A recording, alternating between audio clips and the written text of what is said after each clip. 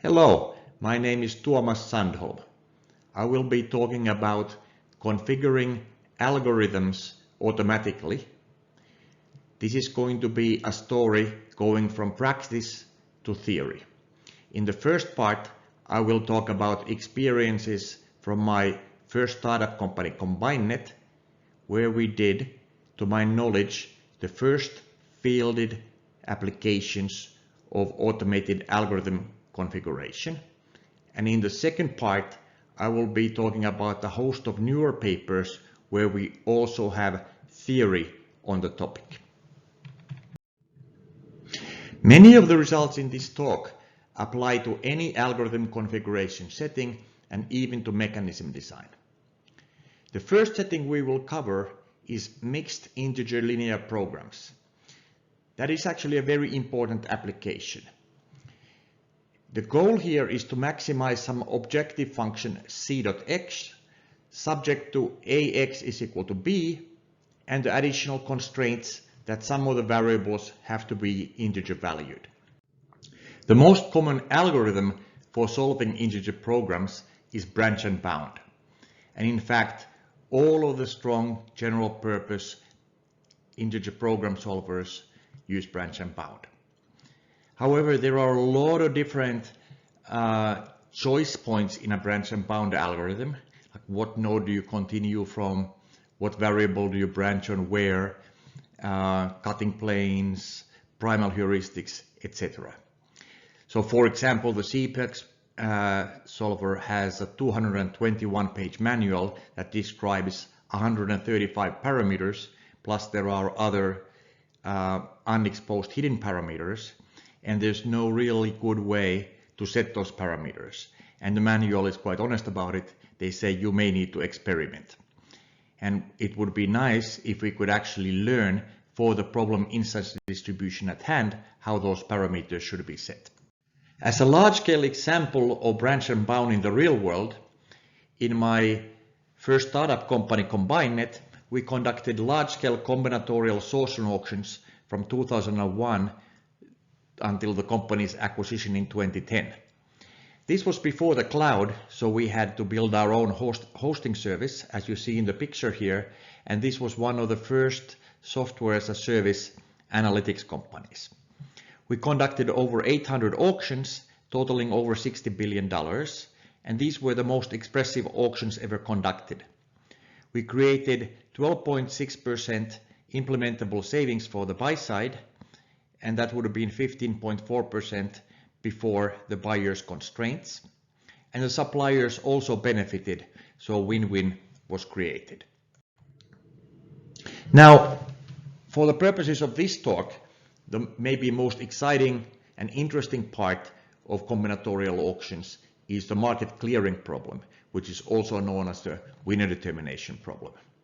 So this is the hard integer programming problem that I'll talk about. Here, it is about allocating the business, so designing who gets what business based on their bids, and also defining the business, because the different bidders could bid the items in multiple different configurations, and here we're also setting the configuration for the winning items. So as to minimize cost, adjusted for the buyer's quantitative preferences, subject to satisfying all of the constraints. Even a simple subclass of this is NP-complete and inapproximable in worst-case polynomial time, as we proved. We solved problems about 100 times bigger than our competitors on all of the dimensions. So we had auctions with over 2.6 million bids, over 160,000 items, multiple units of each, over 300,000 side constraints, and over 1,000 suppliers per auction. Our average clearing time to optimality was 20 seconds, the median was 1 second, and some instances took days. Our optimization technology for this problem exploits structure of various types. At the high level, it is a branch and cut framework, which is just branch and bound with cutting planes generated into the linear programming relaxation. The commercial general-purpose mixed-integer linear program solvers are not adequate as is for this scale and expressiveness. However, we leveraged them as development tools on top of which we developed our own techniques, because those tools come with nice software level integrability and they come with a lot of good routines. Since 1997, we had a large-scale effort to design fast clearing algorithms, and we published many of them in the AI and OR journals and conferences. Maybe most relevant for this talk is the machine learning we did for automated algorithm configuration.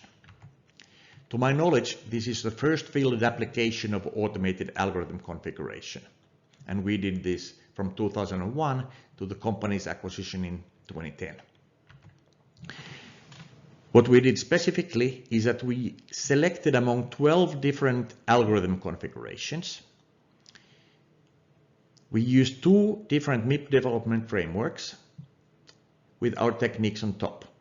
And within each framework, we manually selected 6 candidate configurations based on what we had seen as making a difference on different instances. And these included cutting plane parameters and so on. But they also included modeling techniques. So we were actually not just learning a solving approach, we were also dynamically learning a modeling approach. For example, we had 2 different ways of modeling counting constraints, and they had selective superiority and made a big difference on an instance by instance basis. So now we had 2 frameworks, 6 configurations in each, in other words 12 configurations total. And we wanted to figure out how to select on a per instance basis one of these 12 configurations so that we would select the configuration that would work fast on the problem instance at hand.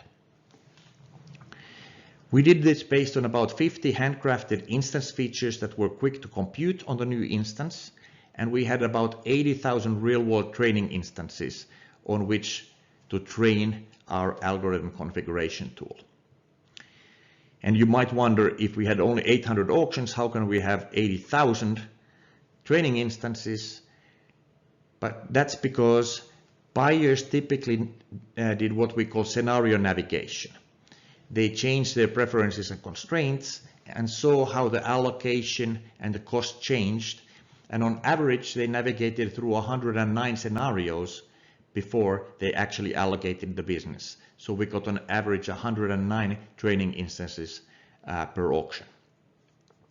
Then we used the C5.0 decision tree software to select the best configuration.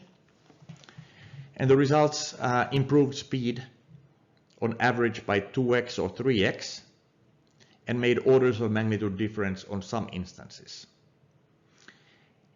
And our algorithm configuration tool led to solutions or configurations that were only about 10% slower than an omniscient selector. So that means that the restriction to decision trees and the way of learning those decision trees was not really the problem of why we couldn't get more than 2x or 3x improvement on average.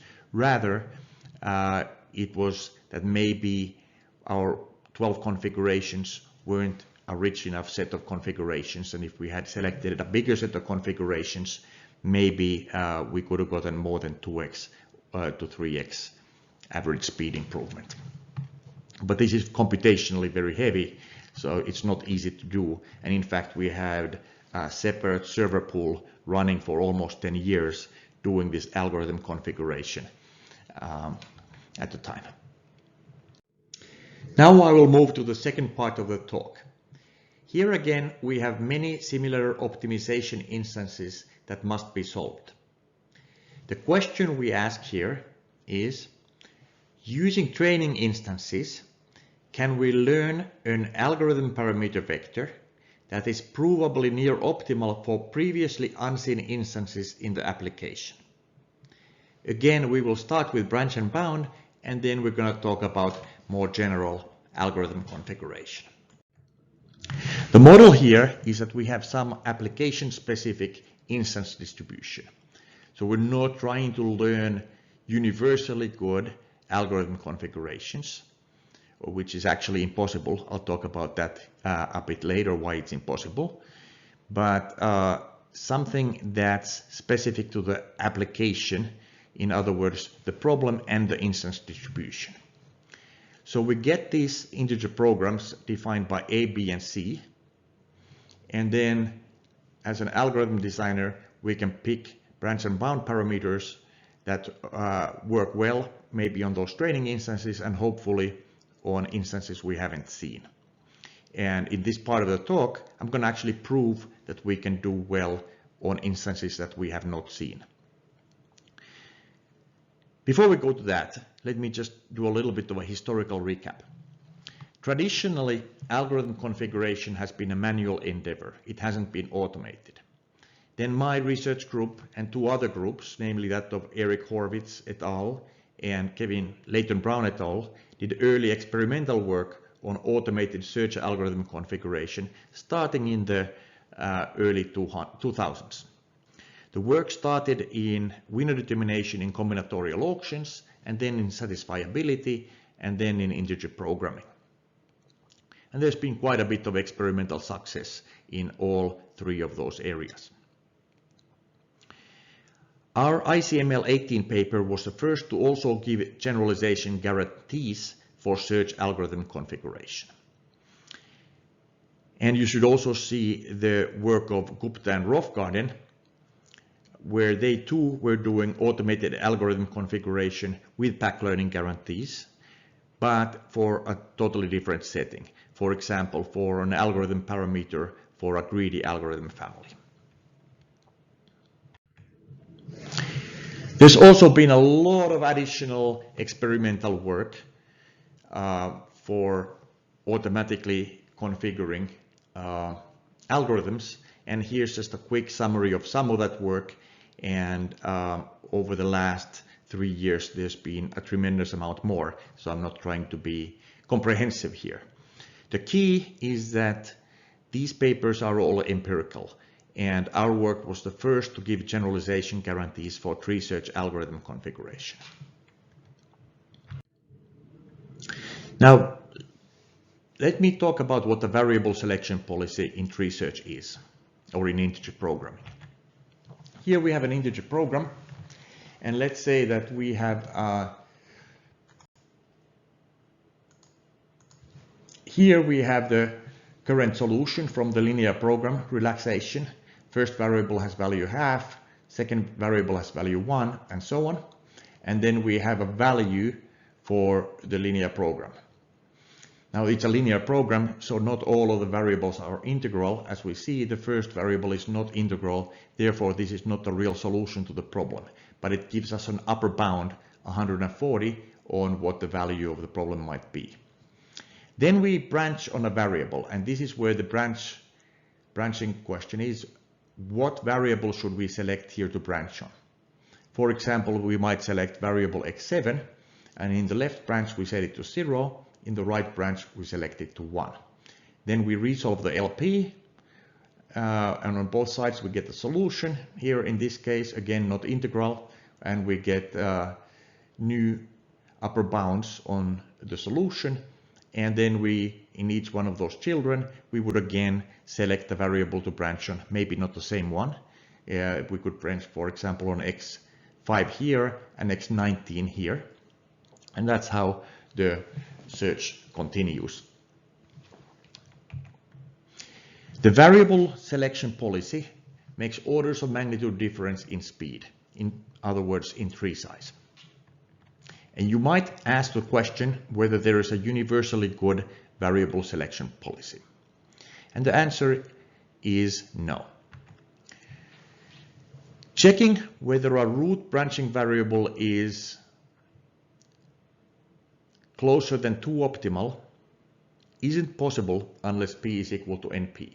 And this is true even in the relatively pared down version of integer programming, namely satisfiability, where there's no objective and all of the variables are binary. So now I'm going to talk about score-based variable selection policies. And this is how they work. Given a node Q in the partial search tree T that has been generated so far, we want to branch on a variable xi that maximizes this score function. And there are many options what that score function might look like, and little is known about which one to use when. The idea that we had here as a first step towards actual theoretical guarantees for algorithmic configuration for tree search is that we're going to take de-scoring rules that from the literature, say, and then we're going to learn the best convex combination of them. So we're going to learn these mu i's, where each scoring function has a separate mu I, and we want to learn the mu i's that do well for the problem instance distribution at hand. The first try would be the natural one, how people typically do this experimentally. They discretize the parameter space, and then they try the different parameter vectors in the discretization on the training data, and then they pick the parameter vector that performs the best across the training instances. So for example, if we are trying to find a convex combination of just two branching rules, there is one parameter mu to learn, because one of them will be weighted by mu and the other one by 1 minus mu. So let's say we have the mu on the x-axis here, and we have the average tree size on the y-axis, and we see that the green point here would be the best on the training instances. So typically in experimental work, that is the mu value, in other words, the parameter configuration, the algorithm configuration, the parameters for the algorithm, in other words, that we would select. Unfortunately, discretization might not work. And this is the case even when finding a convex combination of just two standard branching rules, namely measuring the strong branching bound improvement in the better child or the worse child. Strong branching is just one step look ahead, and here's how it works. Once you have picked your node in the search tree to continue from, you, for each candidate branching variable, do a one-step look ahead and solve the LP in the left child and the right child. Typically in both of those children, the bound improves, but it improves by a different amount. The child where it improves more is considered the better child, and the one where it moves less is the worst child. And typically, the child with the worst bound improvement has the bigger remaining tree left. And with that intuition,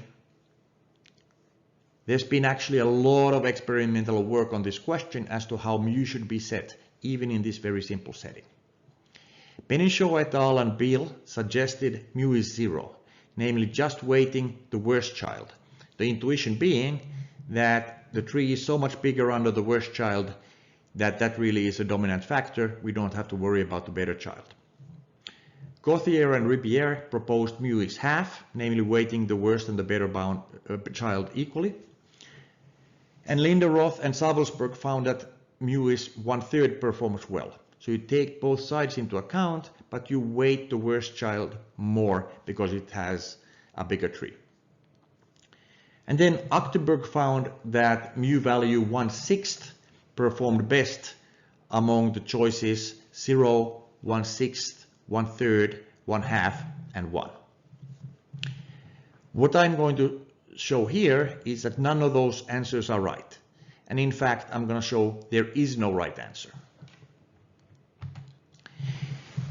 And here in this picture, again, on the x-axis we have the mu value, and on the y-axis we have average tree size again. The theorem that we have is that for any discretization, uniform or not, there is an infinite family of problem instance distributions where this problem happens, where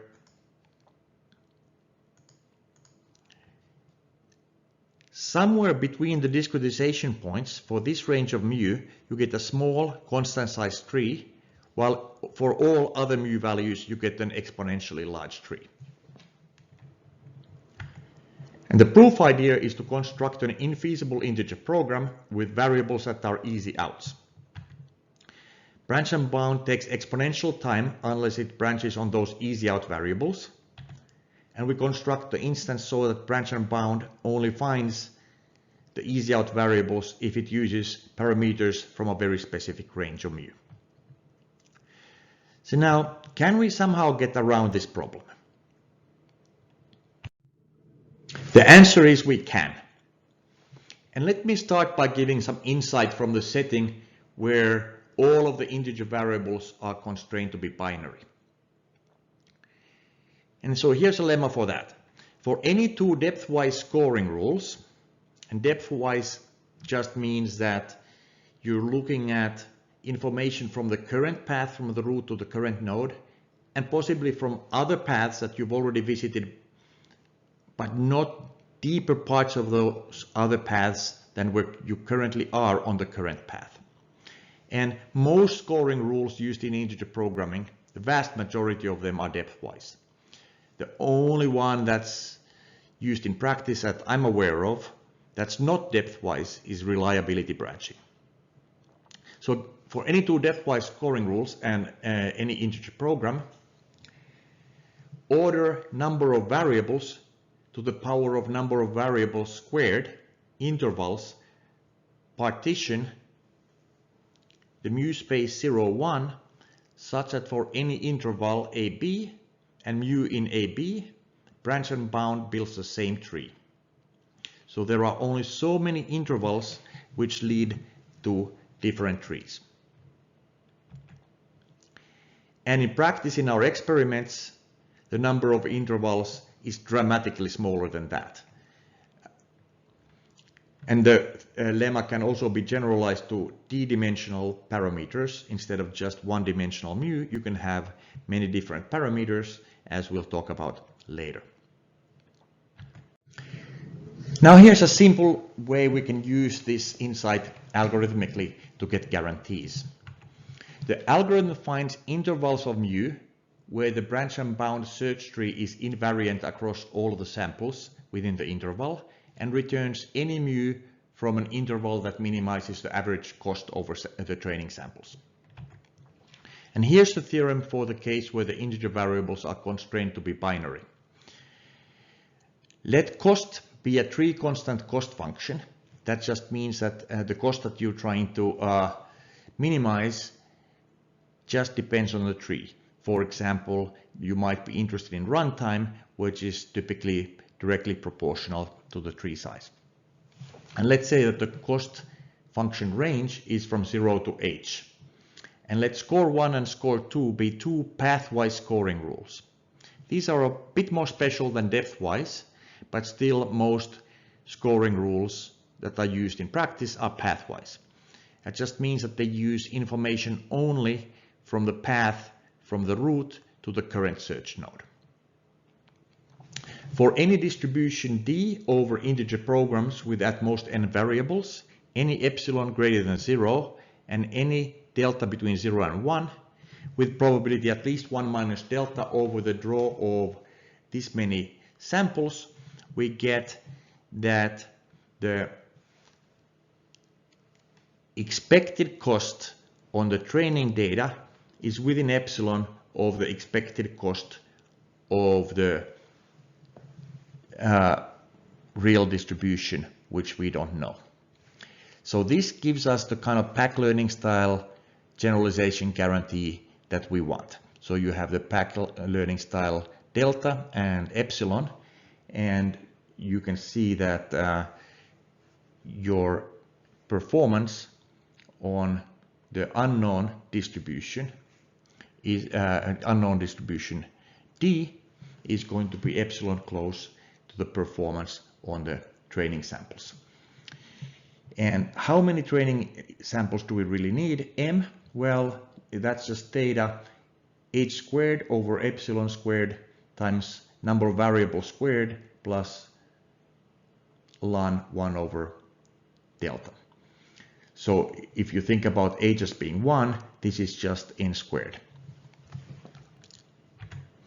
The proof idea is that the algorithm class's pseudo dimension is the log of the intervals, which is just O tilde variable squared. Now let me move to experiments.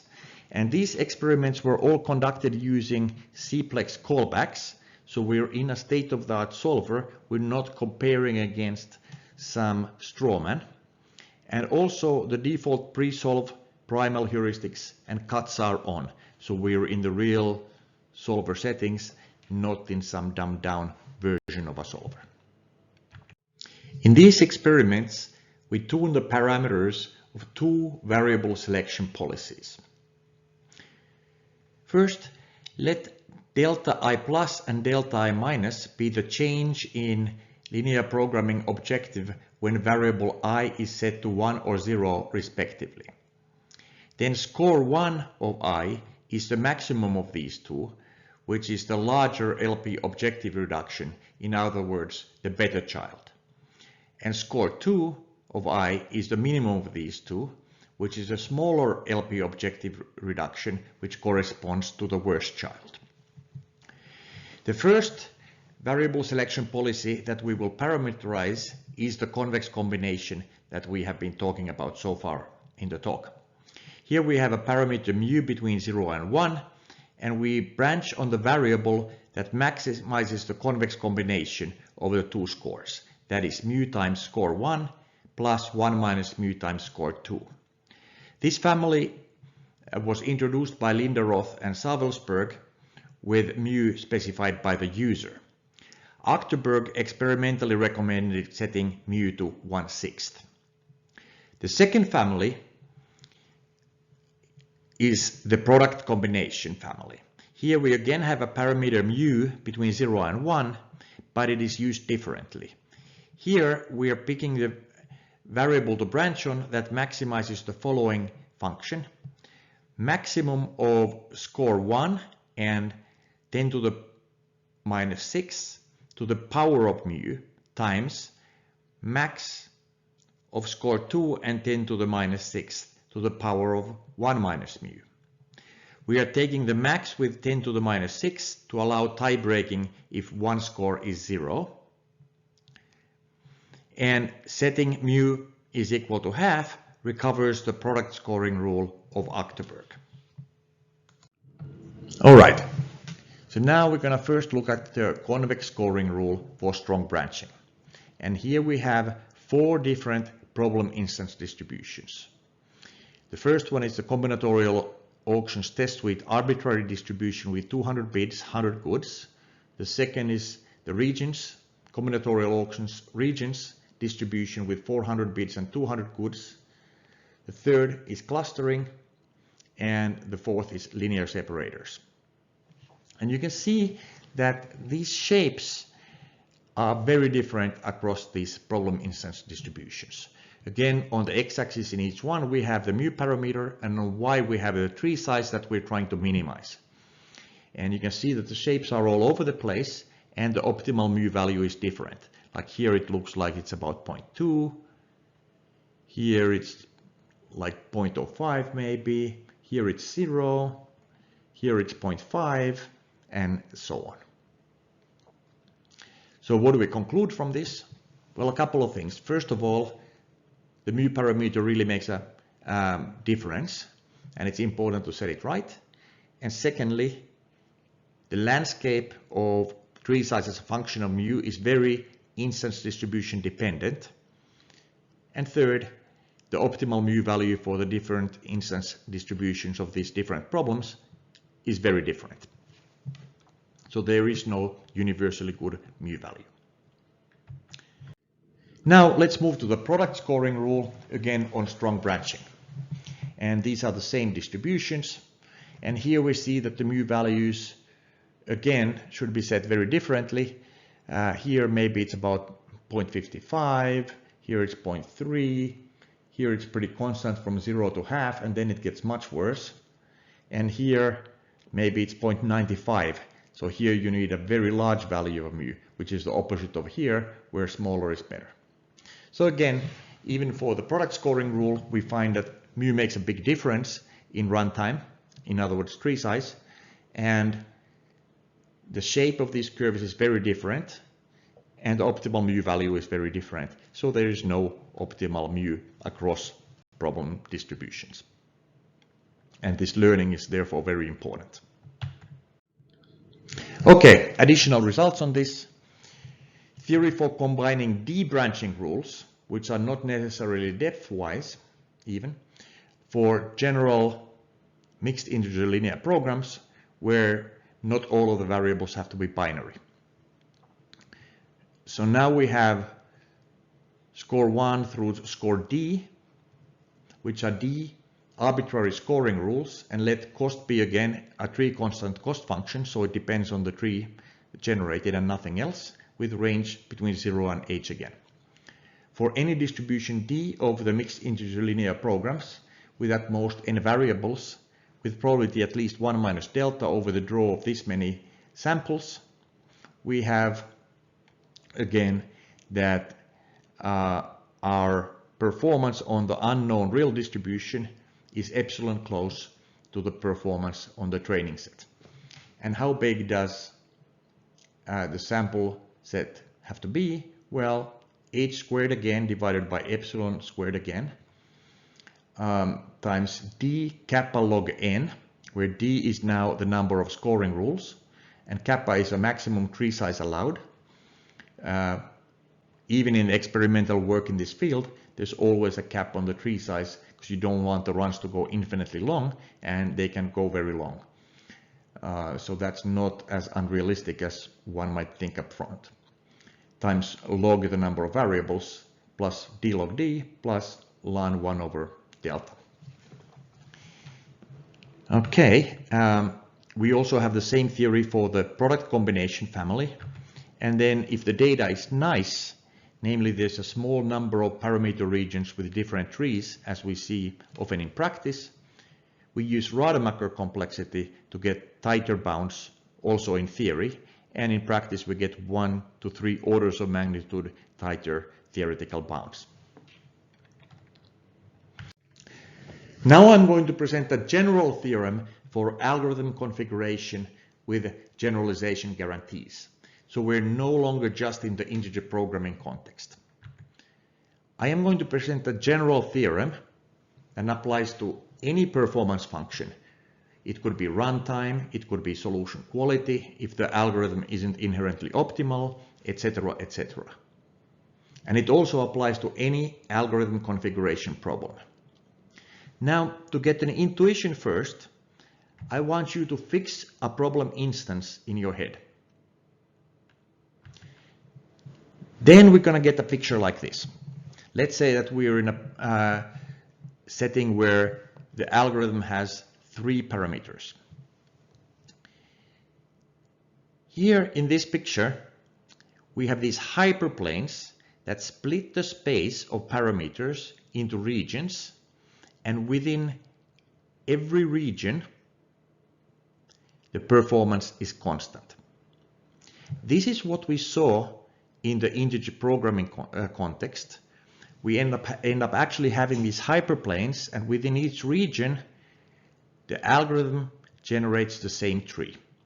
And then the theory was basically looking at how many regions are there and so on. Or the proofs were looking at that. Now I'm going to generalize this and move to a performance function that might not be constant within a region.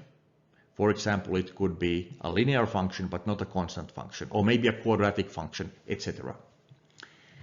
And I'm going to move beyond these hyperplanes to settings where the boundary functions might be nonlinear.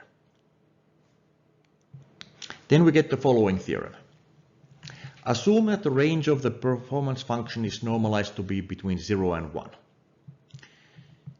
Then with probability 1 minus delta over the draw of this many instances, for any algorithm parameters, the expected performance over the unknown instance distribution is within epsilon of the performance on the training set. And this means for any algorithm parameters, not just the optimal parameters. So our algorithm configuration algorithm itself could be suboptimal, and still it gets generalization guarantees. Now, what is this formula that talks about how many instances are needed, training instances are needed? Well, here CG star is the VC dimension of the dual class of the boundary function class. CF star is a pseudo dimension of the dual class of the within region function class. And K here is the maximum number of boundary functions needed for any one instance to draw this picture so that the picture is correct. So we're looking at, for a given instance,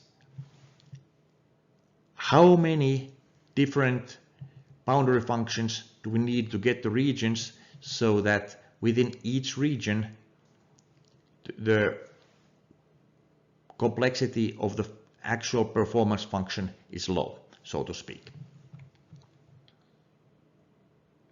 All right. We have applied this theorem to three fundamentally different problem classes. The first problem class is one where the underlying algorithm is optimal and we're just trying to configure it to run as fast as possible. And the prototypical example of that is integer programming, which we already discussed. But this doesn't just apply to branching. You could use the same theorem for configuring other parameters of an integer programming solver as well. The second problem class is quite different. Here, the underlying algorithm isn't optimal, and we're not just trying to minimize runtime. Rather, we're trying to set the algorithm parameters such that the algorithm finds good solutions on the problem instance distribution at hand. The prototypical example problem for that we used is linkage-based clustering. In that problem, you are trying to find clusterings by bottom-up merging different already made clusters, and you have a function that says how good would it be to merge these two clusters for every pair of clusters, and then you pick the best one and then you recursively build your overall clustering. So there, based on the parameters of the goodness function of merging, which is myopic,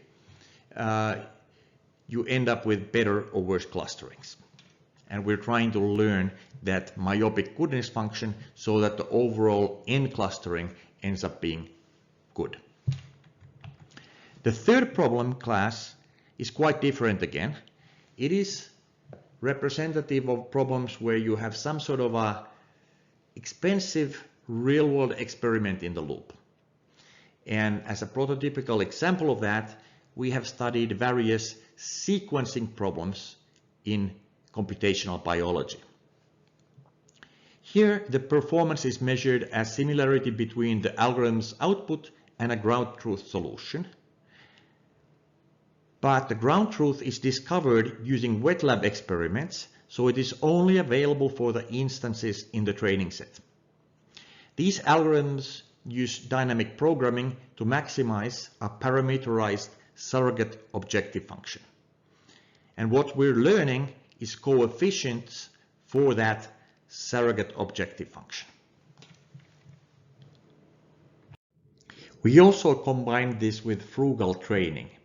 In particular, we developed an algorithm for data-dependent discretization of an infinite parameter vector space into a finite set of candidate parameter vectors so that optimizing over those candidates still gives a generalization guarantee. And this happens even in these settings where any a priori discretization fails, as we proved earlier in the talk.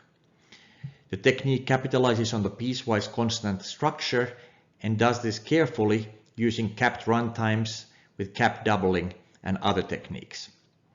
The approach can be used for portfolio generation or as input to any algorithm configuration tool that assumes a finite set of candidate parameter vectors. We also studied approximating the performance function with a small number of constant pieces. The idea is that if we allow some error in that approximation, we can get away with a much smaller number of pieces and therefore much lower sample complexity, much fewer training instances. And what we proved is that if the approximation holds under the L infinity norm, we can provide strong sample complexity bounds. But if the approximation holds only under the LP norm for any other p less than infinity, meaningful sample complexity bounds are not possible in the worst case.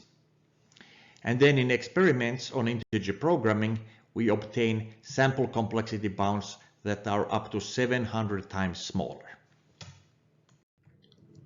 Some additional recent results. We developed the first generalization guarantees for portfolio-based algorithm selection. Portfolio-based algorithm selection is very successful in practice. There you generate a portfolio of configurations and then you build a selector, you learn a selector that selects on a per instance basis which configuration from the portfolio should be used. And now we can do that end-to-end with generalization guarantees across both parts, learning the portfolio and learning the selector. Secondly, sample complexity of cutting plane selection for integer programming. Branching and cutting plane selection are the two most important aspects of integer programming that make the most difference in speed. And now we have also done this for cutting planes, while early on we were just focusing on branching. We have two different approaches. One is to learn cutting planes, and the other is to learn to weight myopic cutting plane evaluation criteria, much like we did in branching, where we were learning the weights on these different scoring functions. Let me conclude. I presented the first fielded use of automated algorithm configuration, which was to market clearing in combinatorial multi-attribute auctions at large scale. That work and most other research on algorithm configuration has been purely experimental. In the second part of the talk, I presented techniques with generalization guarantees. We talked about the first research, in particular integer programming, algorithm configuration techniques with generalization guarantees. We showed that the branching rule makes a big difference for tree size and thus speed. And even in the case of combining just two common branching rules, no weighting does well across problem distributions.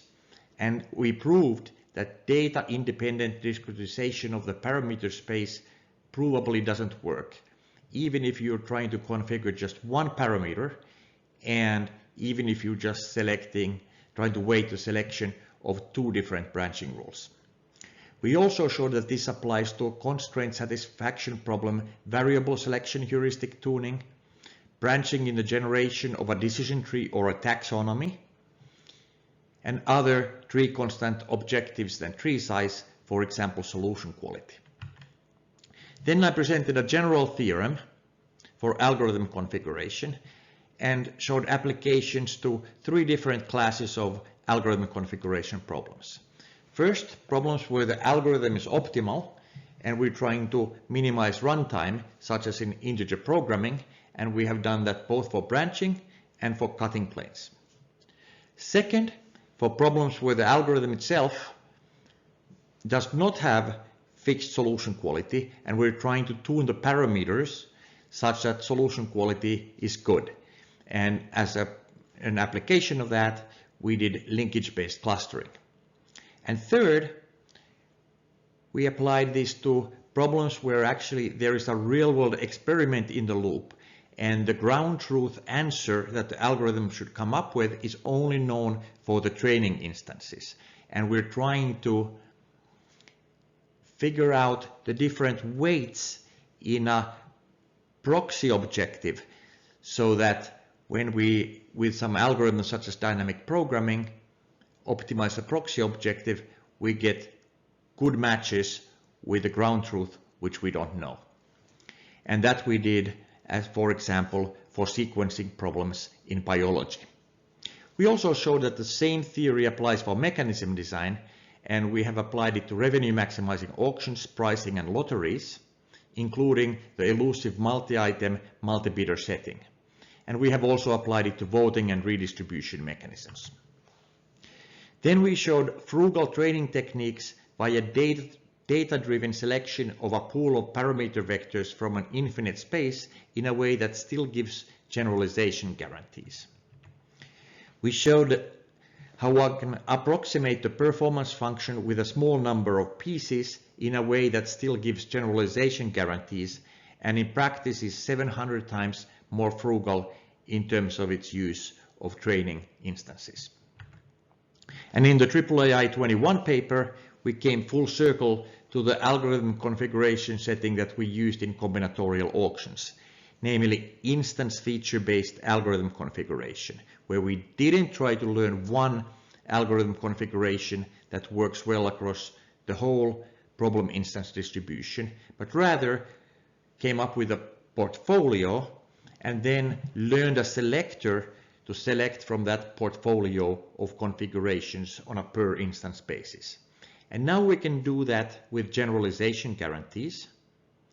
And unlike what we did in combinatorial auctions, where the portfolio was generated manually and only the selector was learned, now we can learn both the portfolio and the selector and still get generalization guarantees.